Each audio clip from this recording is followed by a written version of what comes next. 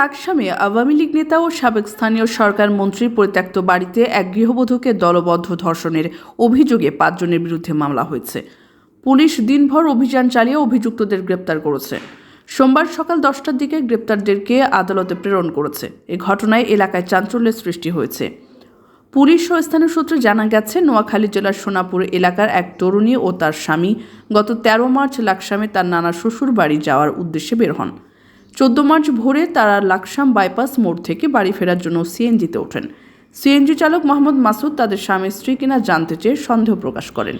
এক পর্যায়ে কৌশলে লাকসামের গন্ডামারা এলাকায় নিয়ে যায়। অভিযুক্তরা তাদের ব্যাগ তল্লাশি করে এবং পরিকল্পিতভাবে লালমাই উপজেলার মগবাড়ি এলাকায় নিয়ে স্বামীকে ফেলে রেখে ওই গৃহবধূকে অপহরণ করে। পুলিশ জানায়, পরে ভিকটিমকে লাকসামের বরথুফা এলাকায় সাবেক মন্ত্রী তাজুল ইসলামের পরিত্যক্ত বাড়িতে নিয়ে যায়। সেখানে অভিযুক্ত মোহাম্মদ মাসুদ ও মোহাম্মদ আলী তাকে ধর্ষণ করে। এরপর ভিকটিমকে লাকসাম পৌর শহরের 8 নম্বর ওয়ার্ডের তালুকদার ভিলায় অভিযুক্ত বিলকিস আক্তার কল্পনার ভাড়া বাসায় নিয়ে যাওয়া হয়।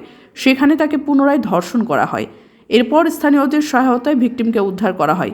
পরে তার মা বাদী হয়ে নারী ও শিশু নির্যাতন দমন আইনে লাকসাম থানায় মামলা দায়ের করেন।